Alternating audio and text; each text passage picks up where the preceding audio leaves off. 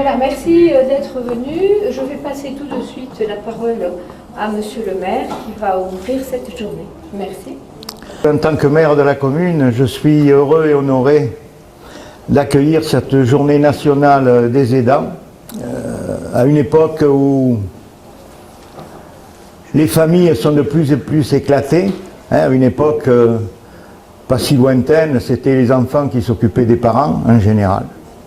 Dans notre nouvelle vie actuelle, c'est rarement le cas. Il y a aussi le fait que nous vivons de plus en plus vieux. Donc nous avons malheureusement souvent besoin en fin de vie de gens qui nous aident à finir le parcours.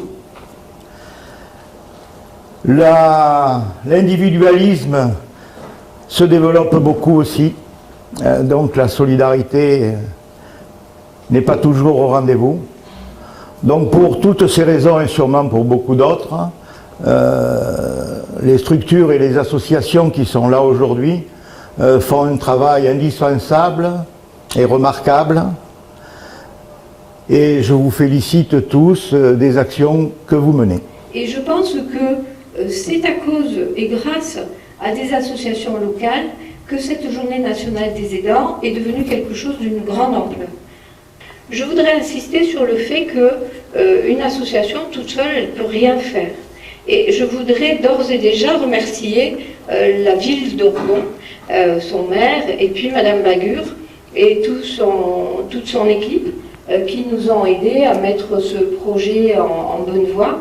Je voudrais remercier le docteur Richard, qui nous a beaucoup aidés et qui va faire une intervention, qui est le président de l'association Un autre regard. Et je garde pour la fin la cheville ouvrière de cette manifestation, qui est Françoise Caruso, qui est modestement au fond là-bas, qui est la directrice de l'association Alpage, et sans qui les choses n'auraient pas eu lieu. Je vais laisser la parole à Madame Vallée, qui est vice-présidente de la communauté d'Aglo-Terre de Provence et en charge de la politique de la ville et de l'action sociale. Bonjour. L'intercommunalité Terre de Provence Agglomération que je représente aujourd'hui est compétente en matière d'action sociale depuis 2013 lors du passage de la communauté de communes à la communauté d'agglomération. Elle joue donc un nouveau rôle dans l'action sociale aux côtés des partenaires historiques que sont le département et la commune, qui reste bien sûr le partenaire local par excellence. Elle cible prioritairement une politique jeunesse, mais au-delà de ce cadre, les besoins sont tellement importants que l'on ne peut se limiter à cela. C'est pourquoi nous avons accepté de soutenir, modestement bien sûr, une association telle que Notre Regard. Le lien humain, cette valeur de solidarité, portée par des associations telles que les vôtres, doit être saluée. Il est important que perdurent ces notions d'accompagnement, de soutien et tout simplement d'aide. Grâce à vous, ces femmes et ces hommes qui aident ont la possibilité de faire une pause, de prendre un peu de répit pour mieux repartir. Sans vous, l'accompagnement et la proximité ne pourraient s'inscrire dans la durée. Merci de votre attention. En effet, les proches aidants qui accompagnent de façon quotidienne un parent, un ami, un voisin en perte d'autonomie pendant des semaines, des mois, voire des années, ont souvent le ressenti de leur solitude, de leur isolement social. Ils ont cette impression angoissante qu'ils sont oubliés et qu'on ne fait rien pour eux. Or, il faut savoir que le « on » est multiple et que beaucoup de choses sont mises en place, qu'il y a de nombreuses initiatives, mais que souvent, les aidants sont un peu perdus dans tous ces dispositifs. Donc cette journée, elle est surtout faite pour vous, les aidants, les proches aidants et éventuellement les aidants professionnels, pour vous présenter toutes les initiatives qui ont lieu sur ce territoire. Je vais donner la parole à M. Hichard, qui est médecin, président de l'association Un autre regard. Il va vous présenter un travail qu'il a réalisé avec Mme Emmanuelle Piana, d'Interparcours Handicap 13, qui est là, et à qui vous pourrez poser des questions. Aujourd'hui, c'est vrai, j'ai deux casquettes, notre regard qui est installé sur Château-Renard, mais qui rayonne sur, on va dire, quasi l'intégralité de la communauté d'agglomération Terre de Provence, mais aussi et avant tout parcours, le mouvement parcours. Et là, je suis très fier de représenter avec Emmanuel ici présente le mouvement parcours, parce que ce mouvement parcours qui est installé depuis maintenant de nombreuses années sur le département des Bouches-du-Rhône a une place prépondérante dans l'accompagnement des personnes en situation de handicap. Et donc à travers Parcours, c'est 140 associations sur l'ensemble du département. L'accompagnement des aidants, c'est aussi l'accompagnement des familles qui ont soit des enfants, soit des adolescents, soit de grands adultes en situation de handicap. Mais là maintenant, je vais vous faire, si vous voulez, une présentation de ce qu'est un parcours de vie de la personne en situation de handicap. Vous verrez que c'est peu ou prou la même chose pour les personnes âgées. Alors les aidants au niveau national, un chiffre qui veut dire beaucoup, 8,5 millions de personnes. Alors le mouvement Parcours, il est défini sur le département des Bouches-du-Rhône. Un territoire qui nous intéresse, c'est celui du Pays d'Arles, vous voyez, c'est celui qui finalement a le plus grand périmètre. C'est celui aussi qui a la plus grande partie de ruralité. Quelle définition du parcours de vie? Voilà, alors donc le parcours de vie, c'est une notion qui recouvre aussi bien le cheminement individuel de chaque personne et ce cheminement, il est différent en fonction de l'individu. Santé, éducation, formation, justice, protection de l'enfance et des majeurs, accessibilité au logement, emploi, très diversifié, donc les actions sont nombreuses. Les thématiques sont nombreuses, les choses avancent. À mon goût, pas assez vite, mais les choses avancent, il y a beaucoup de choses qui sont mises en place, qui commencent à porter leurs fruits. Les politiques publiques doivent favoriser la continuité des parcours de vie. Quand j'étais gamin, donc il y a plus de 50 ans en arrière, la personne en situation de handicap, on l'a planquée un petit peu. Donc aujourd'hui, les choses ont nettement évolué, et heureusement. Donc ces parcours-là de vie sont en pleine évolution. Il y a le respect tout simplement des projets de vie. On a droit à l'accès commun et on a droit à ce projet de vie. Le parcours de vie, des trajectoires qui peuvent changer. Et il en est un peu de la même histoire pour les personnes âgées. On va avoir notre vie, puis au fil du temps, les aléas de la santé vont faire qu'il y aura bien sûr une évolution des prises en charge, des accompagnements, toujours dans le respect individuel de cette trajectoire de vie. Identifier les points critiques. C'est un parcours du combattant. Je vais vous donner un exemple. Nous avons, sur Château-Renard, nous accompagnons une famille depuis 3 ans, un petit garçon autiste, diagnostiqué autiste, mais avec des pathologies annexes, notamment l'hyperacousie. Donc c'est un enfant qui n'a pas pu être scolarisé parce que la cour de récréation, c'est un lieu trop agressif pour lui. Et donc ce petit garçon s'est battu contre vents et marées, de manière à ce qu'il puisse suivre en tous les cas sa scolarité dans sa maison, avec une maman qui est très dynamique. On a eu affaire à un médecin ORL qui, contre toute attente, a mis en place, avec un spécialiste, un appareil qui permet de canaliser les aigus.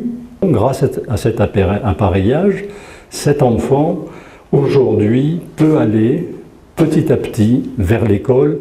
Et là, il a été accueilli par une directrice d'école à Nove qui a accepté de l'accueillir de façon temporaire dans la semaine. Donc cet enfant, pour l'instant, va suivre une scolarité, mais sur un atelier qui est l'atelier d'art plastique.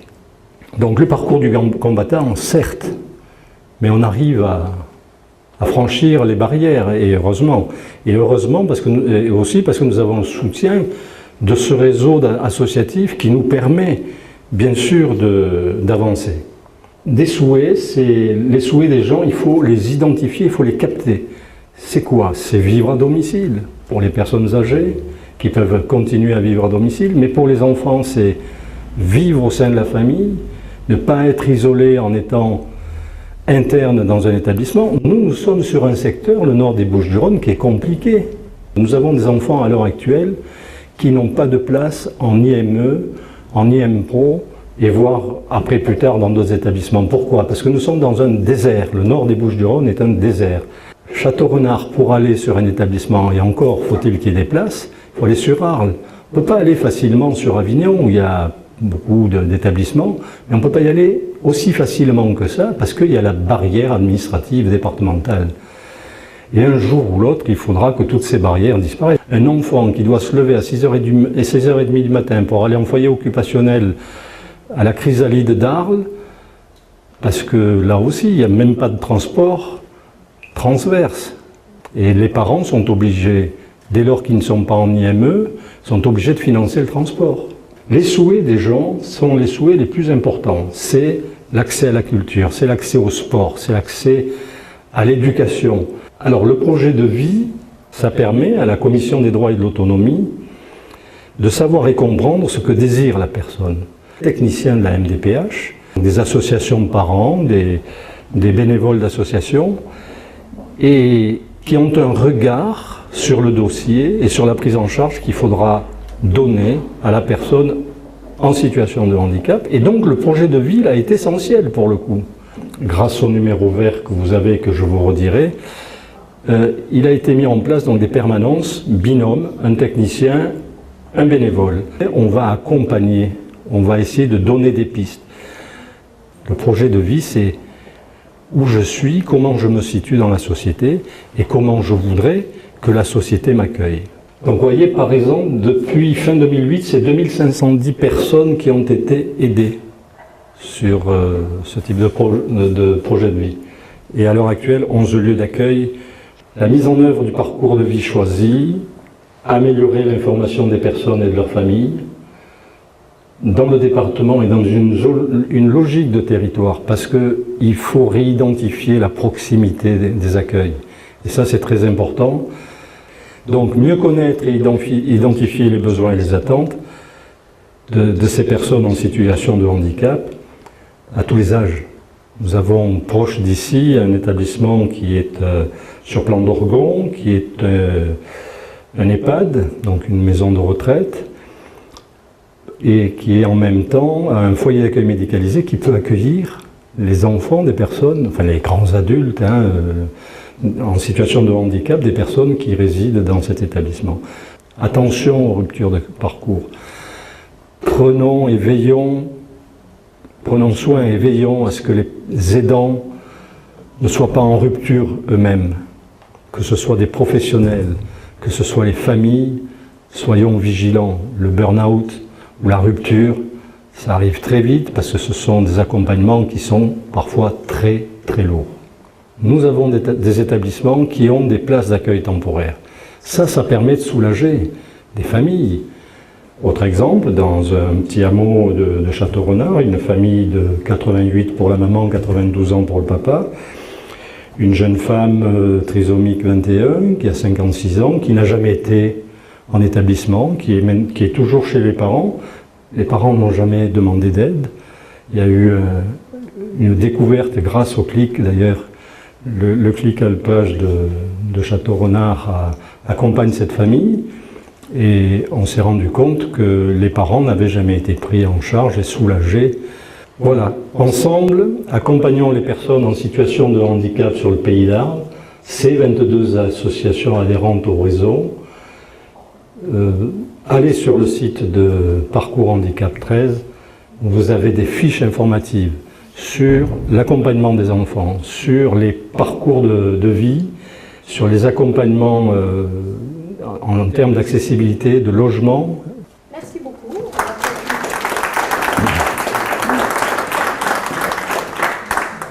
Je vais appeler Madame Gritti, qui est donc assistante sociale à la direction départementale de la personne âgée et de la personne handicapée, qui est la représentante du conseil départemental et qui va nous parler de tous les dispositifs qui existent, qui sont nombreux et que souvent nous connaissons mal. Qu'est-ce que c'est l'APA? L'APA, c'est une Bon, ça a pour objectif d'améliorer la prise en charge des personnes de plus de 60 ans en perte d'autonomie qui vivent principalement à leur domicile.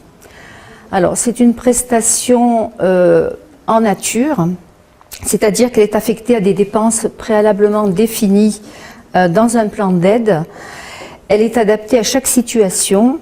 Elle se décline sous forme d'une prise en charge qui va permettre, selon le choix de la personne, de faire venir une association pour qu'elle puisse permettre donc une aide, donc sur le plan des actes essentiels de la vie, mais aussi sur le plan du ménage, des courses, voilà, dont la personne a besoin pour être maintenue à son domicile. Il faut quand même avoir une perte d'autonomie qui est évaluée, et qui est évaluée par un médecin dans notre département, qui va venir donc voir la personne et qui va la classer en fonction d'une grille à agir pour donc que sa perte d'autonomie soit évaluée. On peut donc aussi salarier un enfant, un membre de la famille.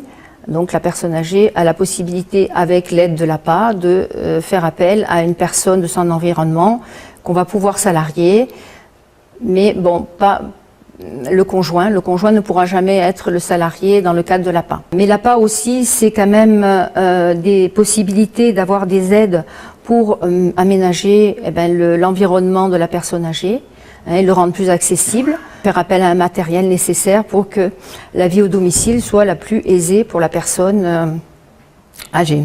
Comment avoir l'APA? Il faut s'adresser souvent à sa commune qui dispose de dossiers, ou au CCAS de sa commune, et donc faire une demande par écrit où il y aura quelques renseignements d'état civil réclamés et aussi donc un certificat médical sur un imprimé type qu'il faut faire compléter par son médecin. À partir de là, donc le dossier va être traité à peu près en l'espace de 2 mois. Quand la vie au domicile n'est plus possible, elle peut être utilisée pour financer en petite partie les maisons de retraite. Quand la personne va dans une famille d'accueil. Donc l'APA peut financer les séances d'accueil de jour. Donc voilà, c'est ce que je voulais vous dire essentiellement. Bonjour, donc, je suis effectivement Pierre Gouze, le président de la fédération départementale de l'ADMR. ADMR, pourquoi? Aide à domicile, donc c'est bien tout à fait dans le but de la journée. Je suis là pour vous présenter les services d'aide à domicile. Nous allons fêter donc effectivement notre 70e anniversaire. L'objectif étant, depuis l'origine, d'aider les familles, puis d'aider les personnes, donc depuis leur domicile. Nous sommes aujourd'hui 54 associations et environ 1900 salariés.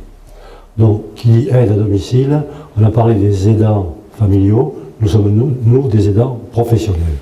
Nous sommes effectivement l'association qui peut se vanter d'apporter son aide à tout le monde, si vous voulez, à tout âge de la vie. Donc, nous avons actuellement 7 crèches, la 8e est en cours va démarrer, 2 autres sont en projet. Garde d'enfants à domicile. Effectivement, nous sommes capables aujourd'hui d'apporter notre aide de 4 h du matin, 5 h du matin, pour ceux qui travaillent tôt, jusqu'à 10 h du soir. Service aux familles, c'est là quelque chose qui date de l'origine. Je parlais des femmes en sortie de couche, par exemple. Aux familles qui ont des problèmes, disons, j'allais dire, sociaux, d'éducation, etc. Mais aussi à celles qui ont tout simplement, si on peut dire, des accidents qui peuvent être lourds, mais souvent pas trop, mais qui nous permettent, par exemple, grâce au conseil départemental, qui finance cela, d'être en mesure d'apporter dans les 48 heures, au plus vite que ça si possible, donc, une aide à la famille pour remplacer les parents qui ne sont plus là. Ils sont hospitalisés par exemple, donc, pour ne pas sortir les enfants de la maison. 2 résidences seniors qui ont ouvert pour les GIR 6, 5 et 4 du département. Nous pouvons accompagner chez eux toute personne avec un handicap, quel qu'il soit, dans la mesure où effectivement il y a un plan de prise en charge par la maison départementale des personnes handicapées, etc. Concernant les personnes âgées, là, tout le monde le connaît depuis longtemps, c'est le gros de notre travail aujourd'hui. Mais donc, il s'agit d'apporter une aide à la maison pour éviter l'isolement, pour maintenir le lien social. On accompagne les personnes à l'extérieur de chez elles, on va vous promener au cinéma s'il le faut, ou vous visiter un musée, un théâtre, on va aller au théâtre, etc. dans certains cas. Depuis un mois et demi, nous venons d'ouvrir un service de portage de repas à domicile, qui démarre actuellement et qui vient bien sûr jusqu'à Orgon, Sénas, Salon et un peu plus loin. Il s'agit d'un portage de repas préparé dans notre cuisine de l'EPA, dans une résidence senior de Saint-Andiol. Nous avons actuellement 6 SIAD pour des personnes âgées et 2 pour des personnes en situation de handicap, 1 sur Arles et 1 sur Aix. L'équipe mobile Alzheimer, c'est, disons, 3 équipes mobiles qui se partagent tout le nord du département. Nous avons une équipe sur Saint-Rémy, une qui est en rose, une sur Salon, en vert, et une 3e sur Aix. Pourquoi ces équipes mobiles Alzheimer, on les appelle aussi équipes spécialisées Alzheimer. On n'a pas trop aimé spécialisées, on a préféré les appeler mobiles. Il s'agit donc effectivement de préserver l'autonomie du patient, d'agir autant que possible sur son sentiment de bien-être et de retarder au maximum, bien sûr, l'entrée à l'établissement. Il s'agit aussi d'avoir une action auprès des aidants. Prévenir et soulager l'épuisement. On a parlé de burn-out tout à l'heure par rapport à des professionnels, mais l'épuisement des aidants, c'est quelque chose qui existe fort. On a évoqué tout à l'heure les aides techniques possibles pour l'aménagement du domicile. C'est vrai aussi, bien sûr, par rapport aux malades d'Alzheimer, et nos équipes sont capables de réfléchir et d'apporter des solutions. Dès le déclenchement de la maladie, dès les premiers signes. Et c'est là où c'est difficile parce que la famille, les aidants eux-mêmes, ont toujours tendance, et ne parlons pas bien sûr de la personne malade, à minimiser les signes, à ne pas vouloir accepter la maladie. Et donc à se signaler assez tard. On rencontre à ce moment le médecin traitant qui fait une prescription. L'ergothérapeute, la psychomotricienne, l'infirmière de l'équipe, elles sont 3 en principe. Parfois il y a aussi une rééducatrice du langage, des choses comme ça. Donc, font un bilan. Et à partir de là, donc, une assistante de soins en gérontologie, encadrée par l'équipe, va apporter, disons, son aide en termes aussi bien d'action par rapport à la personne malade que d'encouragement, de conseil, d'amélioration par rapport à la personne aidée, de soutien à la personne aidée. Ces séances, c'est effectivement une fois par semaine, pendant une heure, enfin c'est une heure et demie par semaine, pendant 12 semaines, oui, c'est bref. Ce bilan donc, est ensuite fait. Il est, comment dire, difficile de revenir pendant, enfin, il y a un suivi qui se fait bien sûr, mais l'objectif c'est de laisser ensuite donc, les aidants, la famille seule pendant au moins 1 an. Le SAMSAD, là nous changeons complètement de cas. Il s'agit d'un service qui est un service d'accompagnement d'adultes autistes à domicile. Là encore, toujours à domicile. Ce service a été créé à titre expérimental à Salon, il y a 11 ans maintenant, et a été pratiquement un des premiers, même le premier en France, disons, à travailler dans ce sens. Essayer d'apporter un soutien aux familles aidantes depuis leur domicile pour arriver effectivement à trouver une solution dans l'hypothèse où effectivement on ne peut pas en permanence laisser un autiste lourd de plus en plus âgé, avec des parents qui sont encore plus vieillissants, et donc il faut arriver à trouver des solutions. Il s'agit là donc, avec la personne et sa famille, de créer un projet de vie, hein, on en revient toujours à ça, hein, et donc d'avoir avec eux une intervention qui sera à la fois éducative. On travaille bien sûr sur décision de la MDPH hein, pour une durée en principe de 3 ans. Nous accompagnons actuellement 50 adultes autistes dans le département, y compris à Marseille.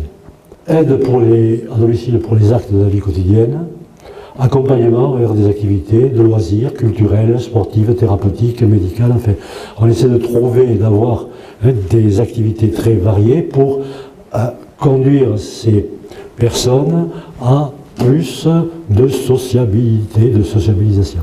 Dans cette démarche vers l'autonomie, c'est par un accompagnement vers un projet qui peut être de formation, un travail, un logement autonome ou un établissement spécialisé. Il faut dire qu'effectivement notre projet ADMR tourne aussi aujourd'hui vers les aidants.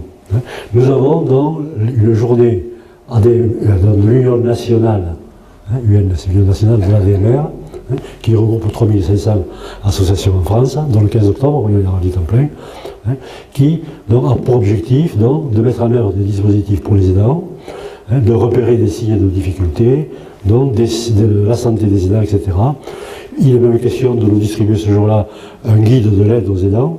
La Fédération ADMR du Vaucluse fête, elle, ses 40 ans, je crois, et a comme thème, là aussi, l'aide aux aidants, avec tout ce qu'on peut apporter pour eux. Voilà, je vous remercie. Bonjour tout le monde, je suis Marie Loyonard, psychologue du SAMSA ARADV. Madame Pess s'excuse, elle ne peut pas assurer l'intervention et je prends le relais. Donc la directrice du SAMSA ARADV est donc bien Madame Laurence Pess. Le SAMSA ARADV, c'est le SAMSA ARADV 13 dont je vais vous parler, en sachant qu'il y a effectivement un SAMSA ARADV dans le 84.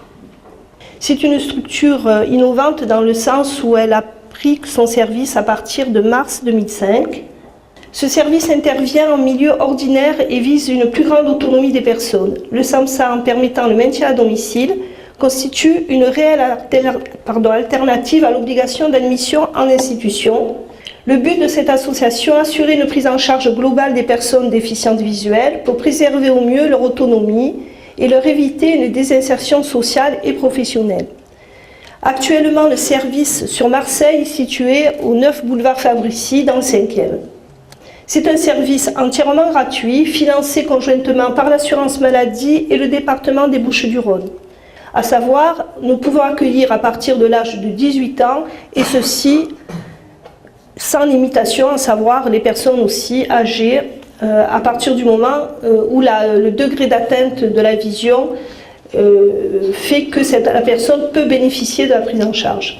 Et cette décision nominative est assurée par la Commission des droits et de l'autonomie des personnes handicapées.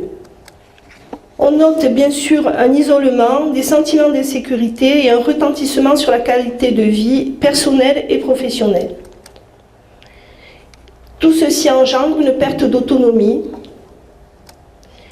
La réponse globale à cette perte d'autonomie et par rapport à l'accompagnement, c'est une réponse globale et pluridisciplinaire. Les objectifs de cet accompagnement, préserver l'autonomie des personnes dans la vie quotidienne, dans les relations sociales, les activités personnelles et les activités professionnelles. Je vais un petit peu m'arrêter sur l'importance de la prise en charge globale et pluridisciplinaire. Lorsque je vous présenterai l'équipe, vous vous rendrez compte que chaque professionnel a un champ d'accompagnement, ce qui doit permettre, lorsque les objectifs sont définis, et bien entendu avec la participation de la personne atteinte, d'arriver à une récupération d'autonomie globale dans sa vie quotidienne et lorsque cela s'avère nécessaire sur le champ professionnel, puisque nous accompagnons aussi les adaptations au poste de travail. Et en tant que psychologue, ma mission est aussi de repenser avec la personne quelquefois son projet de vie.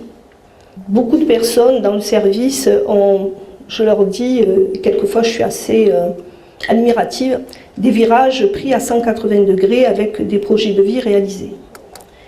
Permettre aux personnes, en reprenant une dynamique de vie, de réinvestir le circuit économique de façon active. améliorer la qualité de vie de ces personnes et à terme, éviter un alourdissement de leur prise en charge. Par qui? L'équipe pluridisciplinaire est composée d'un médecin coordinateur, de 2 opticiens, une orthoptiste, 2 ergothérapeutes, une instructrice en locomotion, un psychomotricien, 2 assistantes sociales, une psychologue, puisque c'est moi qui suis dans le service. Et donc ma mission est de pouvoir effectivement aider à l'intégration de la déficience visuelle. Donc j'insiste sur le mot intégration. Il n'y a jamais vraiment d'acceptation d'une atteinte visuelle sévère. Donc je préfère intégration, à savoir arriver à vivre avec. L'objectif de cet accompagnement et du travail de cette équipe pluridisciplinaire, qu'il y a aussi à prendre conscience de cette sphère perceptive et sensorielle et d'arriver effectivement à développer ces sens et arriver que les autres sens compensent l'atteinte visuelle. Il faut qu'il y ait une participation active, mais c'est aussi d'arriver, et l'équipe le dit, en fin de prise en charge, à voir autrement. Il faut qu'il y ait un temps, il faut qu'il y ait un cadre de temps. Ce qui est le plus important tout de même, c'est les objectifs. Ce qui veut dire que quelquefois la personne va plus vite que ce que l'on a pensé au départ, quelquefois non.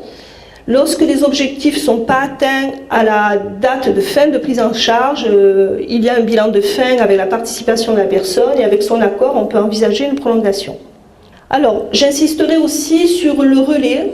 Nous avons besoin effectivement d'être en partenariat et d'avoir aussi un réseau. Ce qui veut dire qu'à la fin de la prise en charge, nous espérons chaque fois que la personne va recréer un tissu social et que le partenariat aura fonctionné.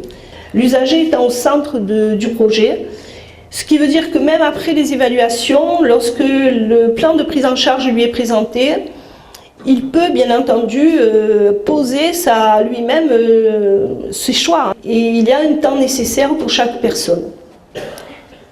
Je vous remercie de votre attention et je laisse la place si toutefois vous avez des questions. Alors merci beaucoup. Moi j'ai retenu une prise en charge globale et pluridisciplinaire, repenser le projet de vie et réinvestir de façon active le champ social. Alors je vais vous dire, tout ce qu'a dit cette dame, c'est vrai, parce que je l'ai expérimenté. J'ai eu des patients qui avaient des DMLA, puisque moi je travaille dans le champ de la personne âgée, et tout ce que ces personnes ont pu acquérir d'autonomie dans la maison, parce que l'ergothérapeute vient mettre des petits boutons sur le micro-ondes, etc., c'est fabuleux. Alors, je vous en prie, quand vous avez des gens qui ont des troubles visuels, des personnes âgées qui ont des troubles visuels, des DMLA, qu'elles se désespèrent et qu'elles s'isolent chez elles, il faut les envoyer vers les SAMSA RADV. C'est une façon de retrouver de l'autonomie et de se remettre dans un champ social normal. Donc, je suis Christelle Vincent, monitrice éducatrice et secrétaire au sein du bureau de l'association Handipro 84. Je vais essayer de vous présenter en quelques minutes notre association, son rôle et pourquoi on a décidé de créer cette association en fait. L'association n'est pas très vieille, elle est de 2013. Ce qu'on avait envie, c'était de créer du lien entre les professionnels qui travaillaient chacun dans leur coin. Donc pour les professions libérales, comme les éducateurs, les orthophonistes, les kinés, les graphologues, tous les gens qui interviennent directement au domicile des enfants et des adultes en situation de handicap, ça nous permet de nous rencontrer, d'échanger simplement, de connaître la spécificité de chaque professionnel, c'est-à-dire que 2 orthophonistes n'ont pas du tout la même expérience et ne travaillent pas dans le même but. Et enfin de se coordonner avec les institutions, c'est-à-dire qu'on intervient dans des situations où des personnes sont déjà en institution, on intervient en complément, sinon on intervient dans quand il y a des délais d'attente en fait, quand une personne est sur liste d'attente. En Vaucluse, plus de 8000 personnes touchent l'AH. Et il existe 1541 places en institution. Donc vous faites le calcul du nombre de personnes qui sont livrées à elles-mêmes. Comme vous pouvez le voir, on est dans le Vaucluse, mais on est assez limitrophe de beaucoup de départements. Donc chacun d'entre nous intervient quand même dans les départements voisins. On peut intervenir un nombre d'heures illimité, bien sûr, à la demande souvent des familles, comme je vous le disais tout à l'heure, parfois des institutions. On prend donc en compte la situation de handicap spécifique et la situation globale de la famille, pas uniquement de la personne à aider, qu'elle soit adulte ou enfant. Donc notre travail au quotidien, c'est de rencontrer les personnes, d'évaluer leurs besoins, donc de rédiger et de mettre en œuvre un projet de vie. On fait de l'accompagnement de proximité. Et comme je vous disais tout à l'heure, voilà, on privilégie le lien avec les institutions en attente d'eux. Alors les institutions, bien sûr, sont gratuites pour les familles, ce qui n'est pas le cas des éducateurs à domicile pour l'instant, bien que... Alors, une partie, toute ou partie de nos interventions sont remboursées. Ça marche par chèque emploi-service universel. Il faut compter entre 20 et 25 euros pour les familles de l'heure, en sachant qu'il y a un crédit d'impôt de 50% l'année d'après et tous les abattements fiscaux qui sont d'habitude en vigueur pour les personnes en situation de handicap. Et on se fait aussi financer directement par les institutions par le biais de nos auto-entreprises. C'est-à-dire qu'un Handipro ne salarie personne. C'est juste un regroupement d'éducateurs libéraux. Donc pour être éducateur libéral, soit on se fait payer un chèque emploi-service par les familles, soit on se fait payer sur le compte de notre auto-entreprise. On fait un devis annuel qu'on glisse dans le dossier MDPH et on demande le paiement en PCH. Donc les familles nous payent souvent grâce à cette PCH et pour l'instant ça se passe bien. Voilà. Madame Lagabe, qui est psychologue de l'association A3 et 12 aidants, plateforme de répit Arles-Camargue, et qui va nous parler du soutien psychologique pour l'accompagnement de l'aidant, puisque, on l'a dit tout à l'heure et on l'a répété, l'épuisement psychologique de l'aidant sur plusieurs années d'activité est un phénomène inéluctable. Mes interventions pour la plateforme concernent un dispositif qui est fait de 3 choses. Les formations concernant les aidants, donc là il est question des aidants familiaux. Donc les formations au cours desquelles nous parlons des maladies, des troubles du comportement issus de la maladie et les troubles qui sont plus à manifester les difficultés que la personne a à exprimer ses volontés, ses sentiments, ses émotions, comme les miennes en ce moment par exemple. Voilà. Ensuite, il existe aussi des groupes de parole dans lesquels les aidants viennent échanger, tant sur leur comportement à eux, comment ils font pour arriver à pallier certaines difficultés concernant les troubles du comportement chez les aidés. Dans ces groupes de parole, il semble que apparemment les personnes apprécient parce qu'elles se sentent moins seules à prendre en charge ces personnes et du coup ça débouche surtout souvent sur une relation qui perdure entre elles. Voilà. Et la troisième intervention concerne donc les entretiens individuels. Là, c'est pour pousser un soutien psychologique individuel nécessaire quand la personne en a besoin, qu'elle le demande ou qu'on essaie de lui venir en aide en lui disant qu'elle a besoin de cette aide. Voilà.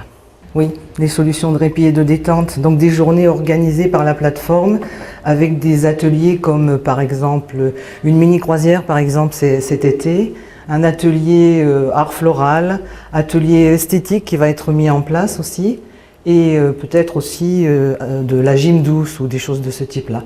Un repas éventuellement au restaurant aussi est souvent apprécié pour les échanges, un peu dans de type de groupe de parole prolongé, quoi. Voilà. La plateforme peut aussi ponctuellement offrir à quelqu'un pour l'aider, de manière à rendre l'aidant disponible pour la journée. Et sur les troubles de comportement qui souvent choquent les personnes, c'est ça. Donc souvent les aidants disent « Mon Dieu, mais s'il dit ça ou s'il fait ça, c'est à cause de moi ou c'est parce qu'il m'en veut, on règle les comptes ». On a toujours l'impression dans les familles qu'on règle les comptes, des comptes anciens. Et du coup, on essaie de faire comprendre à l'aidant que en fait, c'est une manifestation de la maladie ou c'est pas forcément névrotique et intentionnel de la part de la personne. Voilà. Donc, on fait ce travail avec tous les groupes de formation, y compris dans les groupes ça se poursuit dans les groupes de parole, parfois dans les entretiens individuels. Voilà. Pour aider les gens à prendre de la distance de manière à obtenir une relation qui soit humaine la plus simple possible et non pas chargée d'agressivité ou de reproches d'on ne sait quoi. Hein, voilà. L'objectif étant que la personne arrive à prendre assez de distance pour être elle-même et passer du temps, et que le temps avec l'aidé, mais que le temps passé avec l'aidé soit vraiment un temps d'accompagnement. Donc bonjour, effectivement je suis intervenant pour proposer une solution d'hébergement alternative à tout ce qui vous a été présenté précédemment, dans le sens où je ne vais pas rentrer dans le vif du sujet d'un accompagnement beaucoup plus intimiste. Et ma présentation, j'espère, va vous permettre d'avoir peut-être en vue des solutions possibles et de mieux connaître ce que peuvent être les foyers logements par le biais de notre association Entraide. L'Entraide est une association à but non lucratif qui propose aux personnes âgées, principalement âgées de 60 ans et moins sur dérogation d'âge, et je vais vous en parler tout à l'heure sur mon établissement, une offre de hébergement et de services. Donc l'Entraide est un acteur essentiel, qui dans le cadre privé est un acteur essentiel sur le territoire départemental, en proposant à près d'1 millier de résidents, ce qu'on les appelle les résidents, qui sont servis par près de 500 salariés sur le territoire des Bouches-du-Rhône, un hébergement et des services de qualité à un coût abordable. Il y a 14 établissements et services, ces 14 établissements, 8 EHPAD sur Marseille, Berre-l'Étang, Istres, Arles, Puy-Loubier, Miramas et Pélissane, 4 foyers logements, Marseille, Aix-en-Provence, Berre-l'Étang aussi, et Sermy, et un pôle info senior qui est sur Marseille Centre, qui a les mêmes missions que le pôle info senior à Lepage sur Château-Honat. Donc nous basons notre action sur 4 valeurs essentielles qui sont les valeurs fondatrices de l'Entraide, de cette grande association. C'est le respect de la personne accueillie, qui est une des premières grandes valeurs. La deuxième, le renforcement du lien social, c'est-à-dire qu'on accueille des gens, c'est pour bien apporter un lien social qui soit en interne et en externe, j'en parlerai un petit peu tout à l'heure. C'est la solidarité entre les personnes, que ce soit entre les professionnels, mais aussi vis-à-vis des résidents. Et enfin, une reconnaissance de l'action professionnelle, puisque sans professionnel, bien entendu, on n'arrive pas à bien accompagner nos résidents et sans nos résidents. L'action professionnelle, elle est sans valeur. Sur cette valeur du respect, il y a des actions, il y a des engagements, mais il y a aussi des actions, puisque l'association prend en compte dans un cadre collectif les besoins et les attentes de la personne accueillie. On parlait tout à l'heure de projet de vie, là c'est vraiment un projet d'accompagnement personnalisé, où on part effectivement du projet de vie, qui est l'essence même comme vous l'avez dit, docteur Richard, du dossier de l'MDPH, favorise la participation des résidents au conseil à la vie sociale, donc il y a vraiment de l'actif, le droit de parole. Et je peux vous témoigner que aux Saint-Denis-de-Provence, les conseils à la vie sociale sont très dynamiques. Veille à favoriser la consultation, l'écoute et l'évaluation permanente de nos actions pour toujours s'améliorer et améliorer la qualité de service. Veille à diversifier les modes d'accueil et de décloisonnement des structures. Travaille à développer des structures souples, adaptées pour un accompagnement toujours personnalisé. Met tout en œuvre pour accompagner les résidents dans l'étape naturelle de la vieillesse, afin que chacun puisse poursuivre son épanouissement. L'association engage des actions de communication auprès des interlocuteurs institutionnels, que ce soit l'ARS ou le conseil départemental des Bouches-du-Rhône, qu'ils soient associatifs et auprès des familles, puisque la famille est vraiment un acteur principal dans le projet d'accompagnement de la personne. L'entraide de l'association développe la culture résidence et le sentiment d'appartenance en leur sein, ça nous semble primordial, et individualise l'accompagnement du résident en développant le lien avec les aidants. Favorise des partenariats de bénévoles, je le disais juste avant, se dote d'outils d'évaluation du bien-être du résident à son arrivée et pendant son séjour, et met en place en cas de besoin des moyens de soutien psychologique. L'association implique les professionnels dans l'élaboration et la mise en œuvre des projets, invite les professionnels et ses membres actifs à des rencontres thématiques et favorise la formation des encadrants, bien sûr, par une pratique quotidienne auprès des résidents, puisqu'on la cherche toujours de qualité. Alors les établissements, l'entraide, je vous l'ai dit, il y a des EHPAD, établissements d'hébergement pour personnes âgées dépendantes. L'EHPAD est soumis au Code de l'action sociale et des familles, puisqu'on fait partie du secteur médico-social, et le tarif est basé sur un prix de journée lié à l'hébergement et un autre lié à la dépendance selon la classification GIR. On vous a exposé tout à l'heure les classifications GIR de 1 à 6. Le foyer logement, c'est un logement privatif. C'est un établissement proposant des logements individuels et sécurisés, assortis de services collectifs comme la restauration, l'animation. Cette formule d'accueil est destinée aux personnes âgées et ou en situation de handicap valide qui souhaiteraient conserver leur indépendance tout en bénéficiant de certains avantages et de la convivialité liée à la vie en collectivité. On est soumis donc au Code de l'action sociale des familles, mais aussi au Code de la construction et de l'habitation. Le résident y apporte tout le mobilier dont il a besoin et qui est personnalisé, contrairement aux EHPAD. La tarification est calculée à partir d'un prix de journée unique, quel que soit le GIR, et d'un loyer mensuel avec déduction APL selon conditions. Et donc, dans les foyers logements, il y a aussi des aides à domicile sous couvert de l'APA. Donc, le Mas de Sarré à Saint-Rémy-de-Provence est un foyer logement ouvert depuis 1979. Capacité d'accueil, 67 logements privatifs, tous habilités à l'aide sociale départementale. Ça, c'est pour les gens qui ont très peu de retraite. La moyenne d'âge est de 81 ans. J'ai des résidents qui ont 53 ans. Il y a 4 personnes qui ont moins de 60 ans. Donc, 53 ans, il y a moins de 60 ans sur dérogation. Et la doyenne à 102 ans. J'ai une deuxième personne qui est autiste aussi, qui est un peu plus jeune, qui lui vivait avec sa sœur et sa sœur aidant familiale ne pouvait plus vivre avec son frère pour les diverses raisons qui leur appartiennent, mais je pense que c'est un peu exposé ici de la difficulté d'être aidant. Donc j'ai accueilli cette personne et aujourd'hui je dirais, comme j'essaie d'expliquer à la famille, sa réussite c'est de l'avoir placé chez moi, puisque ce jeune homme se permet de ne pas accepter la visite de sa sœur s'il n'a pas été prévu pour lui prouver qu'il est chez lui. Donc comme quoi c'est une belle réussite, même si je me mets à la place de la famille, j'essaie de lui expliquer que ça fait mal parce qu'elle se sent un peu rejetée, donc j'essaie de travailler aussi avec elle pour lui dire que c'est une réussite de sa part que d'avoir permis à son frère de pouvoir intégrer un foyer logement et de voir qu'il a son chez lui, qu'il se permet de vouloir ou pas accepter la visite de qui il veut, que ce soit sa famille ou pas.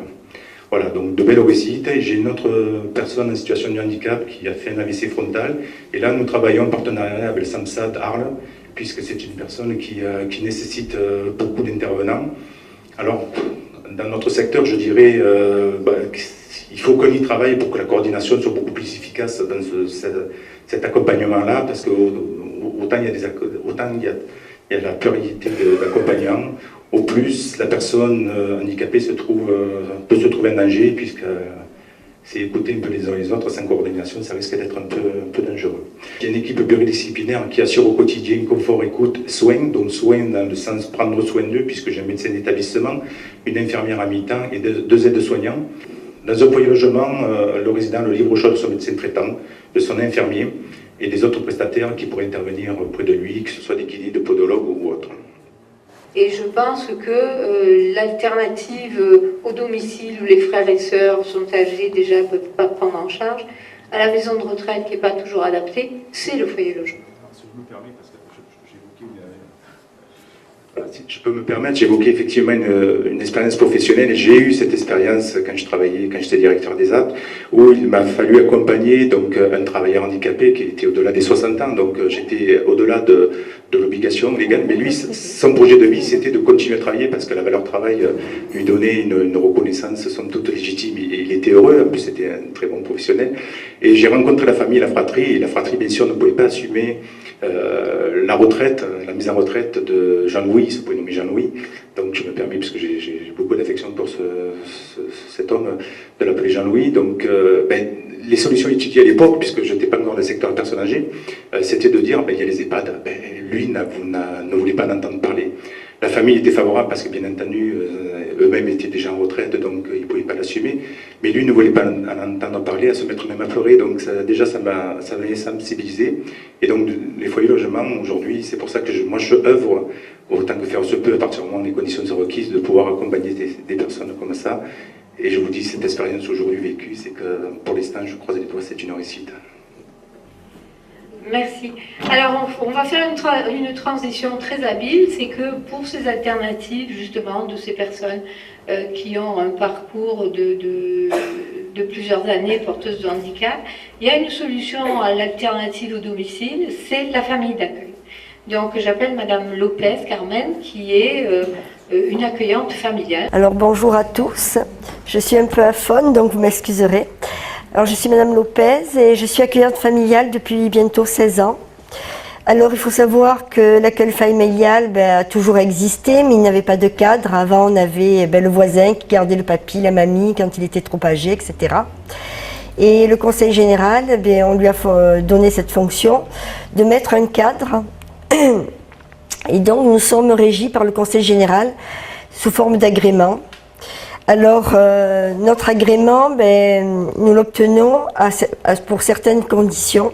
C'est-à-dire d'abord d'avoir une volonté de recevoir des personnes, de ne pas avoir de problème psy, etc. Et d'avoir un appartement qui va pouvoir accueillir ces personnes dans de bonnes conditions.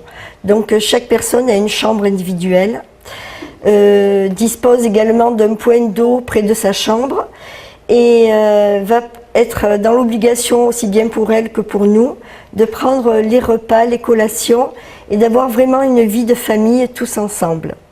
Et c'est la grande différence avec les maisons de retraite ou les foyers logements, etc. Puisque nous sommes une toute petite unité. Nous recevons les familles, bien entendu, les amis. Ce n'est pas une obligation, mais c'est à quelque part un devoir. Et nous allons faire en sorte que ce lien soit positif. C'est-à-dire que parfois il y a des contentieux entre les enfants, les parents, parce qu'ils perdent un peu la tête, parce qu'ils deviennent un peu égoïstes, ils ramènent tout à leur eux. Et tout ça, les enfants ont parfois du mal à le vivre. Et nous, on va être là pour créer ce lien et créer que tout se passe avec harmonie. Voilà. Nous sommes donc dans l'obligation de ne pas dépasser le nombre de 3 personnes chez soi. On peut faire un service à la carte. Le fait de participer, enfin pour celles qui le peuvent encore, de participer, elles perdent bien moins vite leur autonomie. Moi je reçois surtout des personnes handicapées, adultes, psychiatriques, qui ont été parfois 15 ans d'enfermement, qui ne savent plus éplucher un légume. Et tout ça, ça va être un travail de rééducation. Qui regardent la télé avec nous, on fait tout ensemble. Alors pour ma part, je fais également des vacances avec eux. Et nous, 2 fois par an, nous partons tous ensemble. Et ça me permet de les voir également dans d'autres situations. Il faut savoir que la première fois que j'ai reçu Madame Étiévan, qui est là assise, nous sommes partis au Maroc. Et on était donc dans un hôtel avec le buffet, etc. Et puis elle me dit comment je fais. Bien sûr, elle ne savait plus comment faire. Donc je lui dis, tu choisis ce que tu aimes. Et bien sûr, elle est revenue qu'avec des gâteaux. Normal, elle aime les gâteaux, elle est gourmande, donc elle a choisi que des gâteaux. Voilà. Et c'est donc là qu'on s'aperçoit, mais dès qu'on est à l'extérieur, cet ordre-là, ils ne l'ont plus. Donc ça leur permet de retrouver des capacités et puis de rencontrer des personnes, de pouvoir s'exprimer et pas d'être dans dans un enclos où tout tourne autour de moi. Voilà, ça c'est important. Alors je remercie aussi les personnes qui m'entourent, c'est-à-dire toutes les équipes médicales, neurologues, psychiatres, infirmiers, kinés, le conseil général aussi, puisque nous avons des assistantes sociales qui sont là pour nous superviser. On a vraiment une tutelle au-dessus de nous et c'est important. Même si parfois ça nous agace, mais c'est important de l'avoir parce que parfois on peut prendre des décisions qui ne sont pas les bonnes. Il faut savoir que l'APA est le plus important puisque en maison d'accueil, puisqu'elles sont considérées comme si elles restaient chez elles, les personnes âgées, et donc ça leur permet d'avoir une APA qui est importante. Ensuite, l'aide sociale pour ceux qui sont moins de 65 ans, et qui ont une toute petite retraite ou qui n'ont rien du tout. Pour ma part, ils sont tous à l'aide sociale puisqu'ils arrivent d'instituts psychiatriques. Voilà. Et peut-être que vous êtes intéressés pour savoir le coût d'une famille d'accueil. Eh bien, il faut savoir que pour l'aide sociale, il faut compter à peu près 1 600 € pour le mois, plus 400 € à peu près d'URSSAF. Donc c'est un accueil de à peu près 2 000 €. Ensuite, pour les personnes âgées, selon le GIR, il va être différent. Voilà, je pense que je vous ai tout dit. Voilà, nous sommes vraiment un service de proximité, un peu comme la DMR quand elle envoie des personnes à proximité des personnes âgées. Voilà. J'avais pas très bien préparé mon truc, parce que ça fait 3 jours que je suis malade, donc j'ai beaucoup improvisé.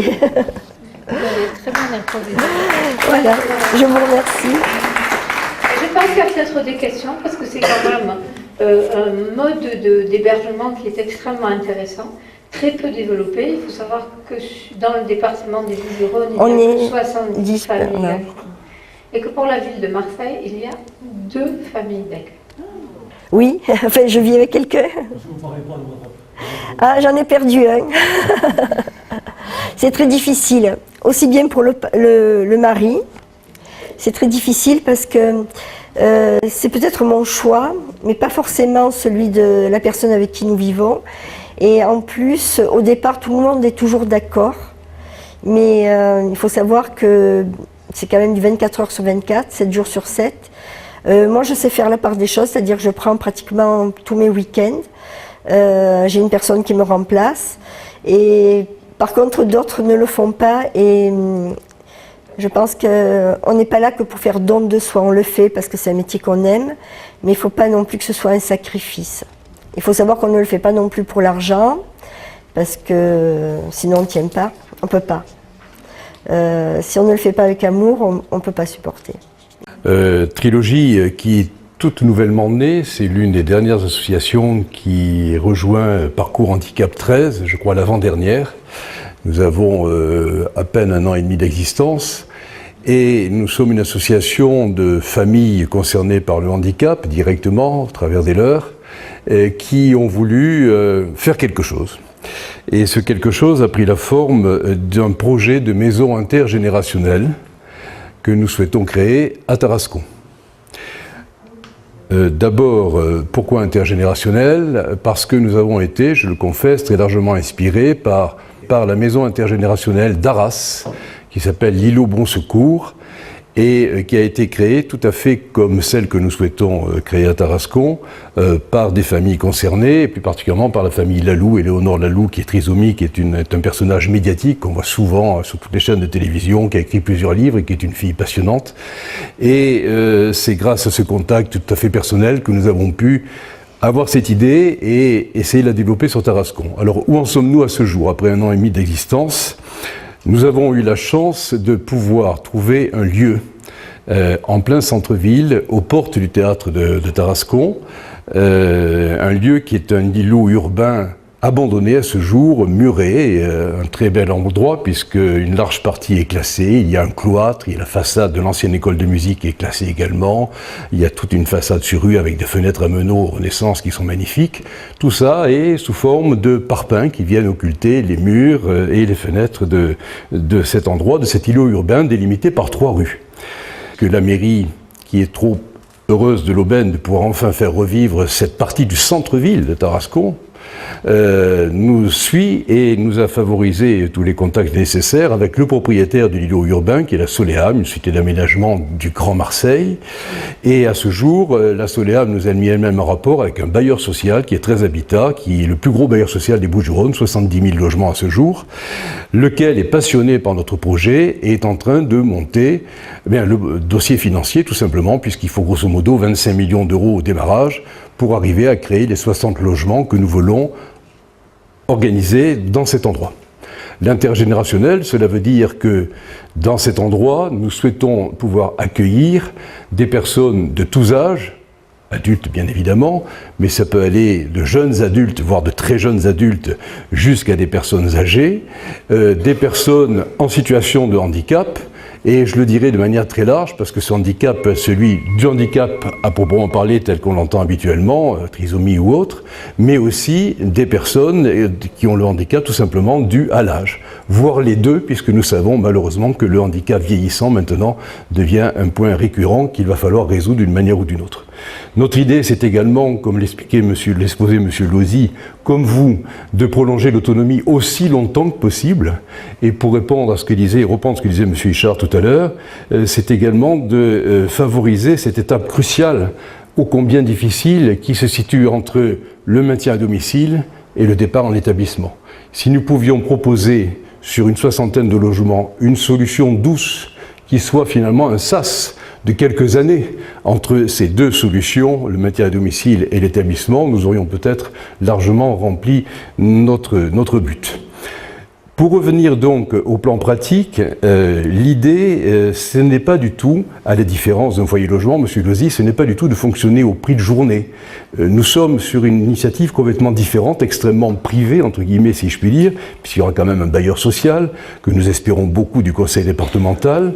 L'idée, c'est en fait de proposer du locatif, mais un locatif plus. Alors, on n'aura pas la prétention de s'appeler résidence, mais c'est quand même l'esprit. Je veux dire par là qu'au-delà des logements en eux-mêmes, qui seront ceux du bailleur social, nous allons faire en sorte, et nous avons déjà des contacts à cet effet, que des mécènes nous aident à financer ce que le bailleur social ne fera jamais, ce n'est pas dans ses attributions, ni dans sa rentabilité, mais dans son état d'esprit, à financer des équipements comme un restaurant, comme une petite médiathèque. Nous pourrons également avoir un très grand jardin qui sera à la limite du parc. C'est notre idée, elle est assez originale, j'espère que nous irons jusqu'au bout de cette idée-là, mais en tout cas c'est ainsi que nous la percevons au départ, et avec la volonté d'accueillir donc toutes sortes de gens, que ce soit des personnes en situation de handicap, que ce soit des hébergements temporaires également, j'en parlais avec quelqu'un tout à l'heure, c'est dans notre plaquette, nous pensions, je suis avocat pour ma part, donc je suis sensible à des situations de femmes battues ou autres, des hébergements qui permettent de répondre à des situations de crise également, dans un parcours de vie, et puis pour finir, le troisième âge, c'est des personnes encore autonomes et qui sont déjà âgées. Voilà l'idée générale. Nous sommes pas trop mal partis parce que pour l'instant ça avance bien. Le timing, c'est dans les 6 mois qui viennent, on boucle le dossier de financement, on lance le concours d'architectes au mois de janvier. Nous avons une réunion la semaine prochaine avec la DDTM pour tout ce qui est des permis de construire et l'architecte des bâtiments de France, puisque l'endroit est très beau et donc il faut respecter un certain nombre de choses et de contraintes, ce qui est bien normal. Et ça serait pour une ouverture donc dans 2 ans et demi. Voilà le projet de trilogie à Tarascon et de sa maison intergénérationnelle. Merci, madame. Merci, monsieur. Donc, on vous donne rendez-vous dans 2 ans et demi. Avec plaisir. Pour que vous veniez nous présenter tout ce que vous avez fait. Voilà, je voudrais simplement qu'on refasse un petit peu le point et qu'on balaie les grands thèmes qu'on a abordés cet après-midi, qui sont surtout le projet de vie. Et je voudrais mettre en perspective la part du professionnel dans la constitution du projet de vie et dans les étapes des objectifs qu'il se donne, et la part de l'aidant dans sa propre participation au projet de vie de la personne aidée. Alors les professionnels, que ce soit les professionnels d'institution, que ce soit les professionnels familiaux, comme nous a apporté son témoignage Madame Lopez, ce sont des personnes qui vont entrer au contact d'une entité qui est le couple aidant-aidé. Lorsqu'on entre en contact avec une personne qui aide et qui n'est pas encore accompagnée, c'est obligatoirement le couple aidant-aidé qui se présente à nous. Et ce couple aidant-aidé, il doit être apprivoisé, et c'est un apprivoisement empathique qui se fait au travers d'une écoute compassionnelle. Tous les accompagnants professionnels savent le faire, qui demande du temps. À l'association A3, il n'est pas rare qu'on ait eu des contacts téléphoniques pendant 1 an et demi avec un aidant qui accepte au bout d'1 an et demi de venir dans une permanence pour rencontrer le travailleur social ou le responsable d'accompagnement qui va enfin pouvoir lui sourire. Ensuite, une de nos préoccupations, c'est de respecter l'expertise de l'aidant. Assez souvent, les professionnels considèrent l'aidant comme quelqu'un en difficulté et ne se rendent pas compte que son expertise est indispensable à la mise en place du projet de vie de la personne aidée. Alors, je ne parle pas de la personne âgée qui a des troubles de la mémoire et pour lequel la femme, l'enfant est indispensable pour savoir ce qu'il aimait, ce qu'il faisait, quels sont les éléments de sa vie qui peuvent enrichir son projet de vie. Mais c'est vrai que tous ces éléments biographiques sont indispensables, même chez le jeune enfant, même chez l'adulte jeune, je pense aux cérébrolésés par exemple, pour arriver à mettre en place un projet de vie. Un autre obstacle dans l'accompagnement de l'aidant et dans la constitution d'un projet de vie équilibré, c'est la prise en compte par les professionnels du jusqu'au-boutisme de l'aidant. L'aidant se sacrifie. Madame Lopez le disait tout à l'heure, ce qu'il fait, c'est son goût, c'est son choix, mais ce n'est pas la mise en danger de sa vie sentimentale, de sa vie familiale, de sa vie professionnelle. Et c'est vrai que ce discours que l'on tient auprès des aidants familiaux est difficile à faire admettre.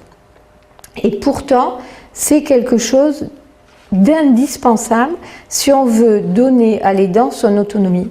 On avait une dame dans l'association, quand elle parlait d'elle, elle accompagnait un mari qui avait une maladie de Parkinson, elle lui disait « je suis la maladie de Parkinson ». Elle était tellement associée à la maladie de son mari qu'elle disait « je suis la maladie de Parkinson ». Et cette identification à la maladie, cette identification au malade met en danger la personne et c'est nous qui devons la mettre en alerte devant ce jusqu'au-boutisme qui va l'amener à la mort. Il y a des aidants, et vous le savez aussi bien que moi, 10 à 12% des aidants, selon les statistiques et les pathologies, meurent avant la personne qu'ils accompagnent. On retrouve chez les aidants 50% de plus de pathologies graves que dans une même tranche d'âge de personnes qui ne sont pas dans l'aide. Donc la posture de l'aidant, c'est une posture dangereuse. Ensuite, il y a quelque chose qui peut être un obstacle pour amener l'aidant à accepter d'être accompagné, c'est son refus du statut d'aidant. Il est normal pour des personnes qui accompagnent, parce qu'elles sont l'épouse, la mère, le frère, la sœur, d'accompagner une personne en perte d'autonomie. Elles le font longtemps.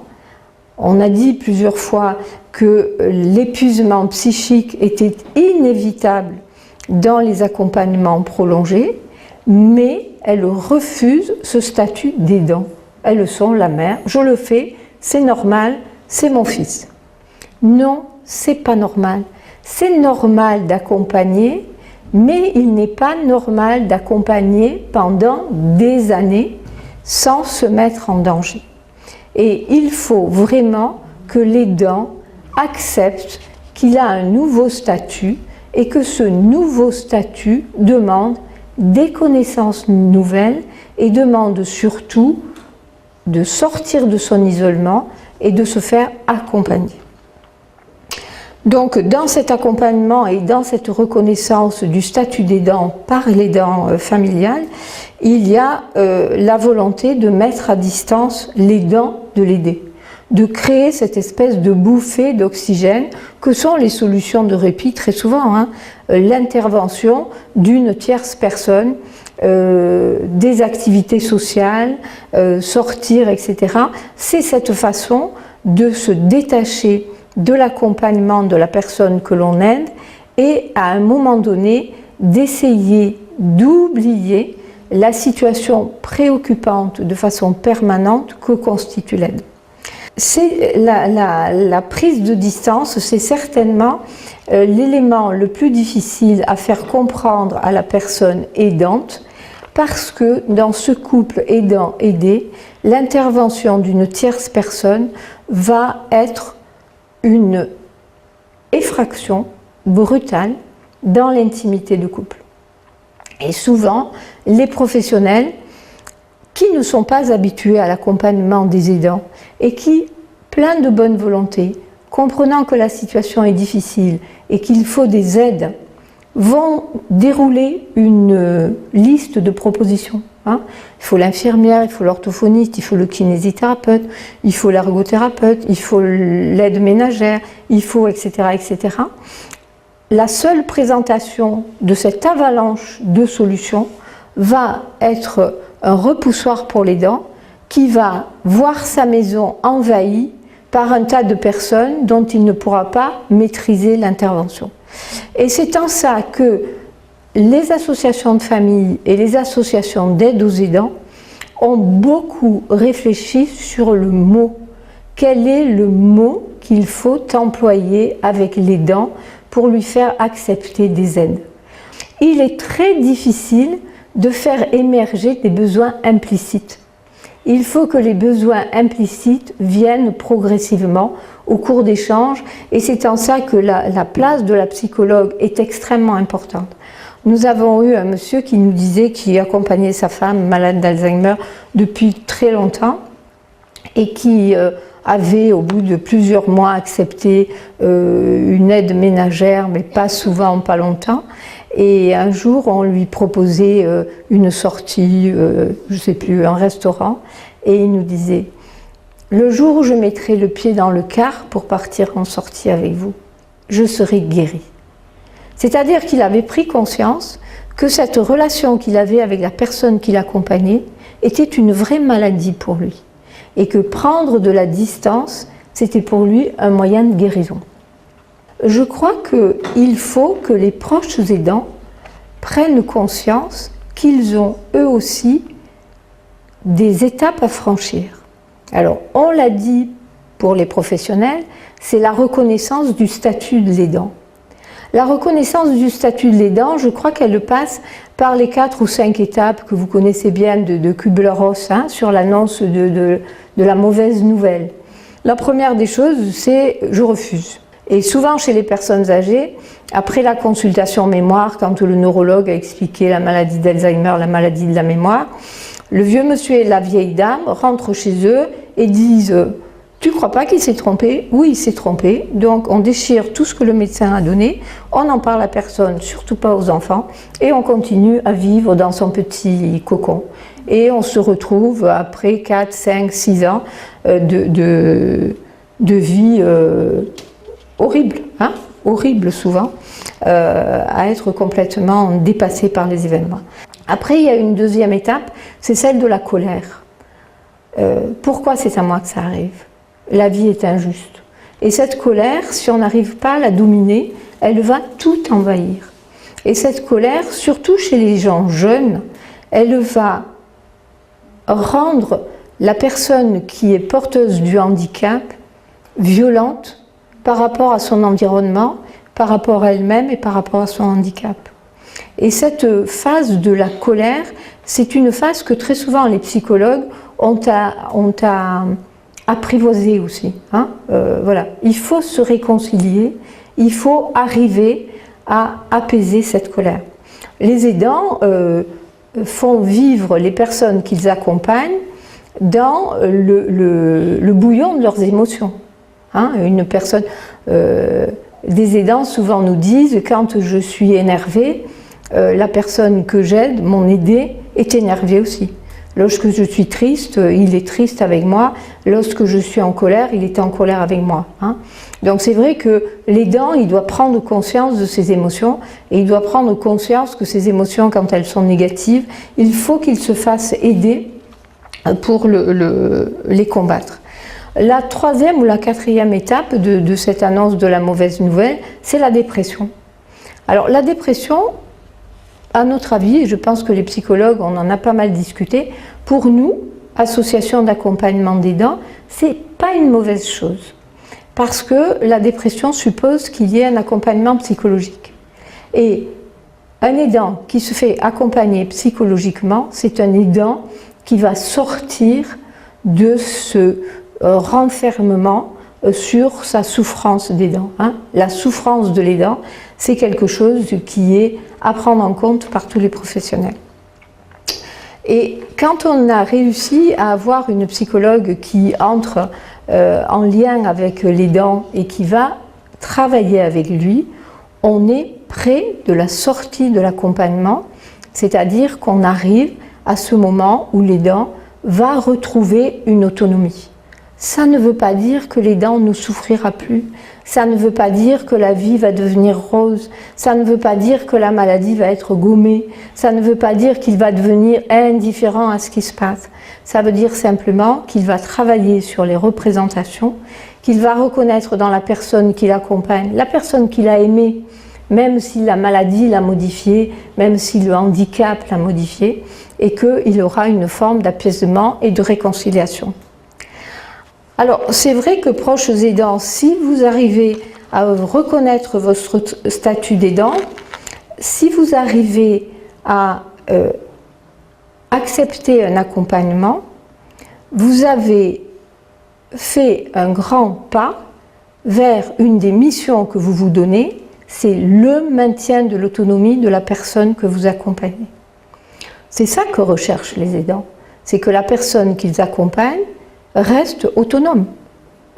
Donc ce maintien de l'autonomie ne se fait pas de façon spontanée. Il faut avoir certaines connaissances, il faut savoir comment répondre, il faut savoir comment ajuster son attitude aux besoins de la personne qu'ils aident. Il y a une autre étape qui est importante pour les aidants, c'est surtout de faire confiance aux professionnels. Souvent, les aidants n'ont pas confiance. Ils ont même pire que ça, ils sont défiants. Et ça, je crois que c'est dommage.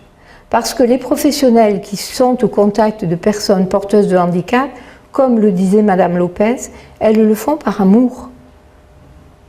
Souvent on dit « Oh, les familles d'accueil, c'est un peu les sous qui les fait fonctionner ». C'est pas vrai. C'est pas vrai. Qui accepterait, pour un salaire qui est un salaire normal, de sacrifier 24 heures sur 24 de sa vie, dans le cadre des accompagnements professionnels au domicile. Donc, il faut absolument convaincre les aidants que les professionnels qui entrent au contact de la personne aidée sont des gens formés de confiance. Je crois que ce qui est intéressant pour les aidants, c'est d'avoir une relation avec des associations de famille ou avec des associations d'aide aux aidants pour qu'ils soient confortés dans cette confiance. C'est-à-dire que s'ils ont une difficulté, si quelque chose ne leur convient pas, qu'ils aient la possibilité d'avoir un échange avec d'autres professionnels, avec d'autres familles qui ont été confrontées au même problème pour qu'ils soient soit rassurés, soit confirmés dans le fait que ce professionnel, il n'est pas adapté à s'occuper d'un enfant autiste, ce professionnel, il ne connaît pas bien les personnes âgées Alzheimer, etc. Mais nous ne pouvons pas, en tant qu'aidants, nous priver d'un professionnel. Et pour avoir la possibilité d'avoir un professionnel à domicile, il faut lui faire confiance. Voilà, c'était les quelques réflexions que je voulais vous donner. Pour les aidants familiaux, il y a une chose indispensable, c'est de ne pas rester seul. Je crois que toutes les personnes qui entrent en contact avec un aidant doivent leur recommander de ne pas rester seuls. La solitude et l'enfermement amènent à la désocialisation et c'est quelque chose qui est catastrophique pour les aidants. Voilà, merci beaucoup. Excusez-moi.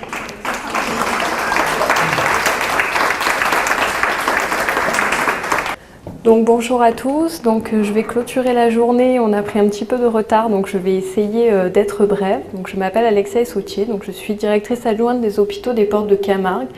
Donc c'est un établissement issu de la fusion des hôpitaux de Tarascon et de Beaucaire. J'interviens au titre de la maison d'accueil spécialisée, qui est donc une structure qui a été créée en 1998 au sein du centre hospitalier de Tarascon à l'époque et qui comptait initialement 24 places d'hébergement et qui en compte désormais 31 puisqu'une nouvelle unité de vie a ouvert en fin d'année 2013. Donc la maison d'accueil spécialisée a pour but d'accueillir des personnes qui ont besoin d'une assistance pour la réalisation de la totalité ou presque des actes de vie courante. Elle accueille tout type de handicap ou de polyhandicap, avec le plus souvent en fait une association d'un handicap principal moteur et d'un handicap d'ordre mental. Je dirais que la MAS accueille le degré le plus élevé de dépendance pour les adultes handicapés. Donc aujourd'hui, FAM et MAS, les deux existent. Les études nous montrent qu'on est vraiment sur un public quasi similaire. La seule différence qui existe en fait est au niveau du financement, puisque les maisons d'accueil spécialisées sont financées par l'assurance maladie et les femmes ont une double tarification, assurance maladie et conseil départemental. Nous faisons de l'hébergement, donc notre mission première est bien d'assurer la sécurité, le confort et le bien-être du résident dans tous les aspects de sa vie quotidienne. Notre but est aussi de maintenir tous les acquis possibles, donc allègement de la dépendance, stimulation des apprentissages, développement sensoriel et moteur. Nous réalisons également l'ensemble des soins au quotidien, puisque nous sommes sur des personnes polypathologiques qui ont beaucoup de soins à réaliser au niveau paramédical, mais également les soins de nursing. C'est bien l'épanouissement personnel de chaque résident à travers son projet de vie qui est notre mission. Donc respect de la personnalité de chacun, respect de ses goûts, de ses envies, et notamment en masse, c'est très important parce que généralement ce sont des prises en charge au long cours. Donc nous avons des personnes accueillies depuis 1998. Donc c'est pour ça qu'il est important d'avoir un large panel d'activités pour s'adapter aux envies et aux capacités de chacun. Et c'est vrai que j'ai tenu aussi à mettre l'accent sur les sorties culturelles et les sorties à caractère socialisant. Nous réalisons la plupart de nos activités, notamment celles réalisées par l'animatrice sportive à l'extérieur, grâce à de très nombreux partenariats. Donc c'est vrai qu'on organise de nombreuses sorties, que ce soit pour des concerts ou pour des matchs de foot. Donc c'est vrai qu'on est très dynamique et c'est vraiment quelque chose auquel on tient beaucoup, l'ouverture sur la ville. Et enfin, j'ai mis donc l'accompagnement de la famille et de l'entourage habituel, puisqu'effectivement, Dr Mathieu, vous le rappeliez, l'aidant a un rôle d'expert et c'est d'autant plus vrai en masse où le handicap est généralement un handicap de naissance. Donc effectivement, les parents sont aussi les premiers acteurs de la prise en charge de leur enfant. Donc c'est vrai que l'accompagnement se caractérise à la fois par de l'information effectivement sur la vie de cet enfant dans la structure, sur l'évolution du handicap, une association forte, je le disais, notamment au travers du projet de vie et de la soutenance également. Donc c'est vrai qu'à ce titre, le psychologue que nous avons à la masse finalement reçoit presque autant, je dirais, les familles que les résidents. C'est important en tant qu'institution d'arriver aussi à soutenir ces familles et avoir un lien fort avec eux, d'autant plus qu'on a beau faire de l'hébergement permanent, les sorties en famille sont très nombreuses, donc il est très important d'avoir le lien entre les vacances et les week-ends passés en famille et les semaines passées en masse. Et récemment, une maman me parlait même d'équipe et je trouvais que le vocable était intéressant. Elle me disait justement qu'on était dans une relation de confiance. Elle me disait nous sommes une équipe. Donc je trouvais ça intéressant effectivement que l'aidant et les professionnels soient mis finalement au même niveau et recentrés justement sur cette prise en charge. Et surtout donc une équipe médicale avec un médecin généraliste et un psychologue présent à temps partiel. Une équipe soignante, puisque les soins sont nombreux, donc un cadre de santé, des infirmiers, des aides-soignants, des AMP. Une équipe paramédicale de rééducation avec un kiné et un psychomotricien présents à temps plein. Une équipe éducative, donc avec un éducateur spécialisé, on est en cours de recrutement, des moniteurs éducateurs et une animatrice sportive. Et ensuite, des agents d'entretien, des agents techniques et après un réseau aussi de professionnels extérieurs qui interviennent. Donc l'admission en masse se fait sur la base d'une orientation de la CDAPH, qui est donc, cette orientation est prononcée sur la base d'une évaluation des capacités de la personne. Cependant, à notre niveau, nous étudions le dossier de préadmission en équipe pluridisciplinaire, donc à minima composé du cadre, du psychologue et du médecin. Et nous proposons généralement une période de stage, une sorte d'essai, pour vérifier l'adéquation de la structure aux besoins de la personne. Enfin, je vous dirai un mot de l'accueil en EHPAD, puisque effectivement on s'était posé la question au moment de la réunion préparatoire de parler ou non des EHPAD par rapport à l'accueil des personnes handicapées. Donc effectivement, ce ne sont pas des structures spécialisées, mais en tout cas c'est bien une réalité que certaines personnes handicapées se trouvent à avoir recours à des EHPAD. Donc l'admission après 60 ans, par exemple, après la fin d'un accueil en foyer d'hébergement, est un recours assez classique, mais l'admission est également possible avant 60 ans sur dérogation. Donc par exemple pour des personnes admises en foyer de vie dont l'état de dépendance ne permet plus de rester en foyer de vie, mais qui ne relèvent pas pour autant d'une masse. Donc effectivement l'EHPAD, à défaut d'autres structures spécialisées existantes, se trouve une demande parfois obligée. Donc c'est vrai qu'on a une unité dédiée à ces personnes-là. Donc c'est vrai qu'on a pu développer notamment au niveau des activités plus centrées sur ces personnes-là qui n'ont pas des niveaux de dépendance physique comparables à celles qu'on peut avoir en EHPAD.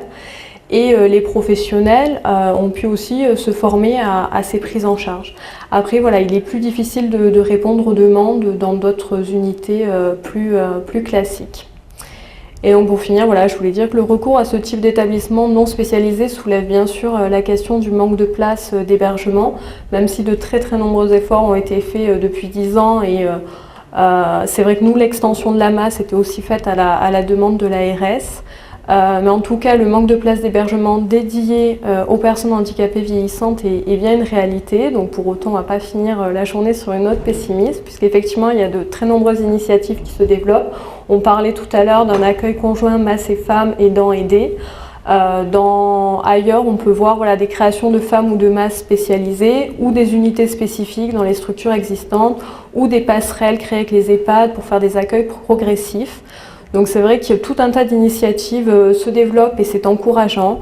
Et là, nous allons inaugurer, je l'espère, d'ici la fin d'année, un salon des familles, donc un lieu où les familles pourront venir passer la journée, doté également d'une petite salle de bain, de WC, avec leurs enfants. Parce qu'ils sont de plus en plus en difficulté pour certains pour les prendre à domicile le week-end. Donc on essaie de rendre les visites au sein de la masse plus aisées.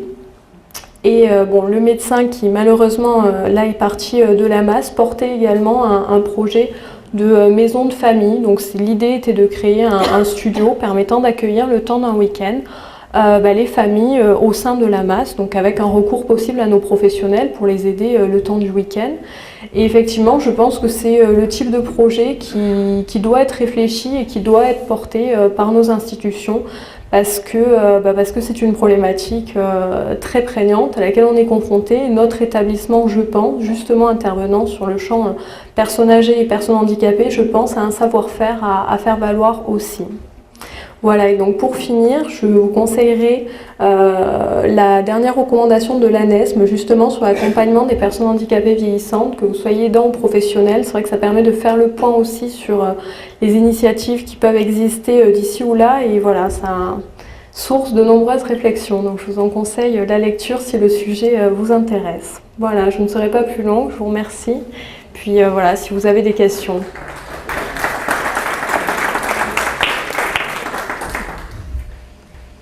Merci beaucoup. Vous avez fait preuve d'une grande rigueur et j'admire le professionnalisme et l'enthousiasme.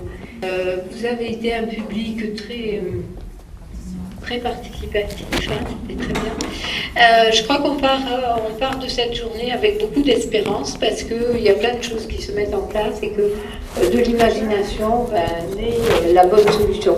Avant de partir, je vais vous donner une information de la part du docteur Hichard. Le samedi 31 octobre 2015 à 15h30, vous êtes invité à la conférence du professeur Pierre Labauge au CHR rue Guy de Chauliac, pôle neurologie, dont le thème sera « Actualité sur la sclérose en plaques ». À Château-Renard, salle du Réal. Donc le professeur Pierre Labauge est un médecin du pôle neurologique, d'accord, je croyais qu'il fallait aller, d'accord. Et donc c'est à Château-Renard, très bien. Voilà, merci beaucoup.